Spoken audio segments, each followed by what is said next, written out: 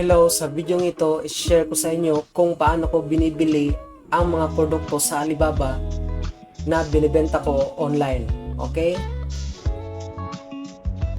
So, paano ko ba binibili ang mga produkto na binibenta ko online? Okay? So, sa akin, dahil nagbibenta ako ng vacuum bag, so, dito sa Alibaba website, sinesearch ko lang. Tulad nito. Vacuum bag. Okay? Pwede kong i-enter ito. Pwede ko ring i-click yung mga search results. Gaya nitong vacuum bags for clothes. Okay? So, ito na lang. Click na lang natin ito. Okay. So, lalabas ang mga napakaraming results ng vacuum bag dito sa page na to. Tapos, ang ginagawa ko, iniisa-isa ko lahat yan. Lahat ng vacuum bag listing sa page na to, kiniklik ko at mini-message ko. Pati rin sa page 2, lahat ng mga vacuum bags na naka-list sa page na to, iniisa-isa ko rin lahat ito. Mini-message ko. Okay? Pati na rin sa page 3. Sa page 4 at page 5 hanggang sa magsawa ako. Bakit ko ginagawa na lahat ay mini-message ko? Lahat ng mga listings, every page, para matagpuan ko yung tunay na nagbibenta ng pinakamurang vacuum bags na hinahanap ko dito sa Alibaba. Okay? Yun. So, pag naklik mo na lahat, so, message mo na lahat yung mga sellers na yun. For example, ito. Click natin to. Click natin to. Click natin to. Tapos, click natin to. Click natin to. Click natin to. Yun. Pag na-click mo na lahat, message mo ang mga seller isa-isa. For example, ito. Click mo lang chat now. Yan. At message mo na. For example, nag-message na ako dito. Ayan. Sinabi ko dito, hello, may I know the price of PA40 by 60 cm, 1,000 pieces, and so on. Okay? At ito na ang conversation namin. What size? Sabi niya. Ito ang sabi ko. Sabi niya, small size. It is what size? Yun. Meron na kaming conversation dito na nabuo. Tapos, sa next seller naman, message mo ang ibang sellers. So, for example, ito. Ikalawang seller. So, meron na din kaming conversation dito. Ito, sabi ko, paulit-ulit lang ang message ko. Yung opening message ko ay inuulit-ulit ko lang para hindi na ako mahirapan. Okay? So, sabi ko dito, ito. So, nag-reply siya, ito. So, dahil nagtanong ako kung magkano ang presyo, so, sinagot naman niya kung magkano ang presyo. Okay? So, tapos yan, next naman na seller, chat mo naman, tulad yan, click mo lang chat now button. Oops, pag nagkaganon, next ka sa ibang seller naman. Click mo lang yan. Yung chat now button.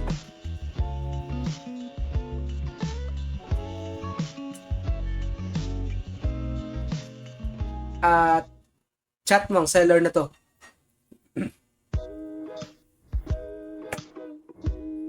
For example, paste mo lang yung ginawa ko dito. For example, paste ko lang yung parang script opening message na ginawa ko dito. Okay? So, gaganyanin ko lang ito. Okay? Ayan.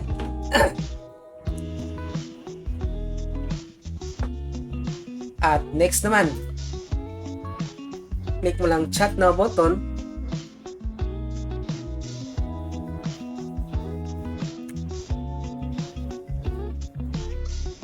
So,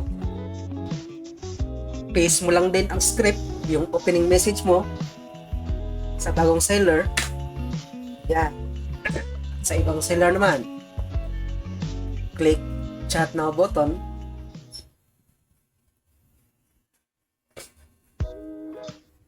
In this case, may conversation na kami.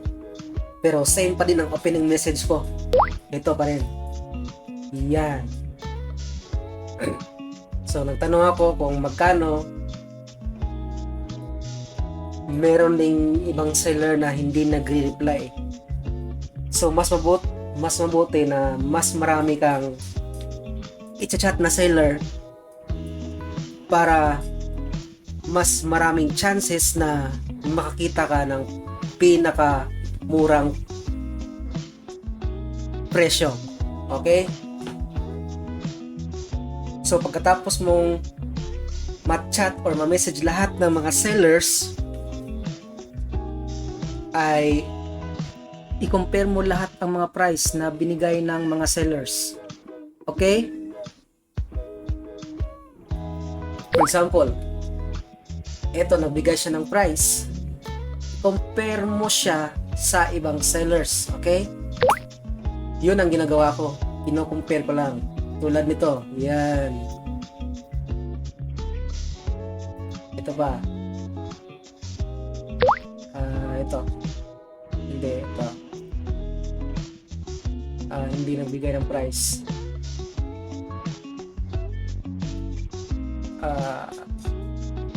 Ito. Yan. Ito. Nagbigay ito ng price eh. Ito. Yan. Compare mo lang lahat. Ang mga presyo na binigay ng mga sellers. Okay? Para malaman mo kung sinong seller ang nagbigay ng pinakamurang presyo. Okay? So, kung alam mo na kung sino ang pinakamurang seller na nagbigay ng presyo, puntahan mo na siya or puntahan mo na yung chat box nyo. For example, ito. Ito ang seller na may pinakamurang nagbigay ng presyo. Okay? So, ang ginagawa ko muna is pinupuntahan ko si seller. Ito.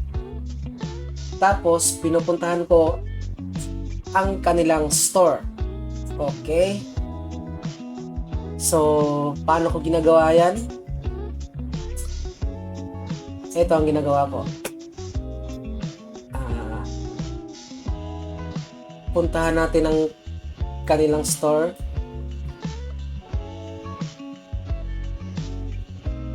Saan ba to?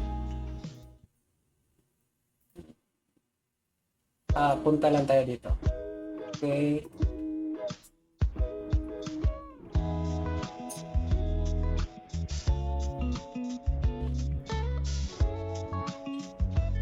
Ito siya. Ito yung seller na napili natin na may pinakamurang presyo. Okay? So, first, ang ginagawa ko bago ako mag-continue para bumili sa seller na ito, pinupuntahan ko muna ang kanilang shop. Okay? So, puntahan natin. ito ang kanilang shop. Click lang natin yan. So, ito na ang kanilang shop. Bakit natin ito ginagawa? Para malaman natin kung legit ba ang seller na to. Okay? So, ang ginagawa ko lang dito ay tinitingnan ko ang una, reviews. So, ito, punta tayo sa reviews.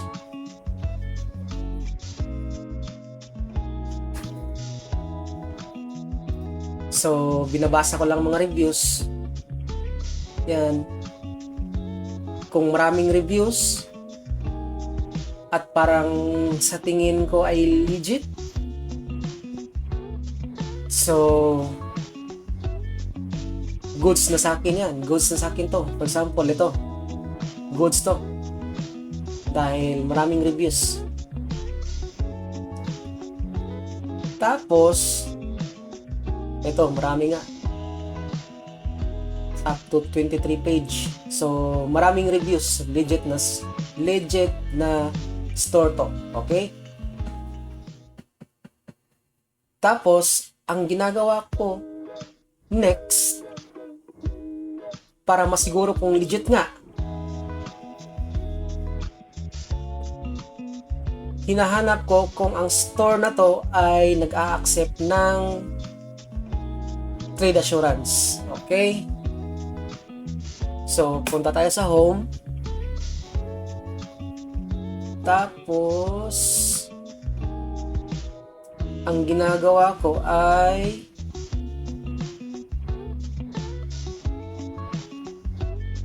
pinupuntahan ko ang isa sa mga products nila. Okay? For example, ito. Hot selling. Tapos, punta ako sa product na to.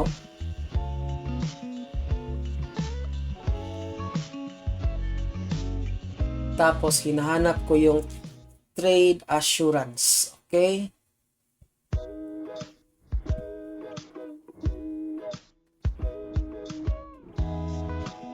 Ito. Merong trade assurance. Okay. So, hanap pa tayo. Okay. Eto. Dito pala sa sa chat natin sa kanya, meron na palang nakalagay. 8 years na siya. Nasa China at merong trade assurance. Ito pala, by the way, ang logo ng trade assurance. Okay? Parang crown or corona na color yellow. Okay? Yan. So, dahil meron yan, dito sa kanyang profile, sa ating chat, so, masasabi natin na legit ito. Okay? At di pa nagtatapos yan. Meron pa tayong final na gagawin bago natin ma-prove na legit talaga ang seller na to. Okay? So, punta tayo sa kanilang shop. Ito. Punta tayo sa company overview. Ito ang final na ginagawa ko. At tinitingnan ko ang supplier index at transaction. Okay. Pati response time at response rate. Okay. So sa kaso dito, sa supplier index, merong 2 diamond. So, ibig sabihin, okay na shop to. Merong mga, marami-raming buyers. Merong 84 transaction na merong equivalent 110,000 plus siguro sales to. So, legit to. Okay? Merong response time na less than 2 hours. Okay na rin. At merong response rate na 99.27%. So, okay siya. So, dahil meron siyang, in conclusion na, meron siyang napakaraming reviews, meron din siyang trade assurance, ito, at meron siyang ganito, 2 diamond sa supplier index, meron siyang 110,000 plus na sa paglagay ko ay sales ito, at merong 84 transactions, meron ding response time at mataas na response rate. Ibig sabihin, sa part na to ay may positive na data na nakalagay. Ibig lang sabihin, legit ang seller na to. Sa aking tingin lang sa aking tingin. Okay? Dahil based sa aking experience, yan ang ginagawa ko sa pag-prove kung legit ba ang seller. Okay? So, pag alam ko na legit ang seller, tulad nito, ang pangalan niya ay Jeremy Cui. So, focus na ako sa kanya. Dito lang ako nag-chat sa kanya. So, ito na ang aming conversation. So, di ko lang ipapakita kung ano ang mga conversation namin dito. At nung okay na ako, okay na siya, nagkaintindihan na kami sa presyo, okay siya sa presyo, okay din ako sa presyo. So, naghingi na ako sa kanya ng link for payment. Okay? So, ipapakita ko lang dito kung paano ko ginagawa ang pagbabayad. Okay?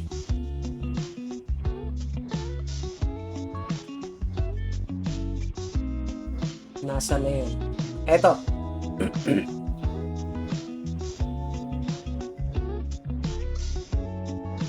Ang link na payment or ang payment link ay nagsasabing legit ang seller na to. Okay? Dahil ang link na payment ay mula sa Alibaba. Ito yung trade assurance na nandito. Okay?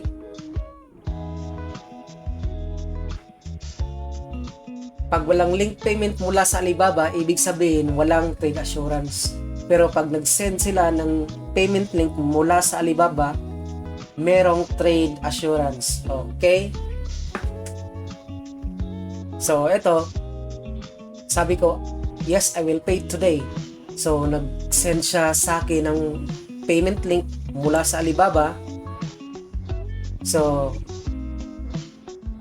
click lang natin ng payment link na ito at ito na ang lalabas.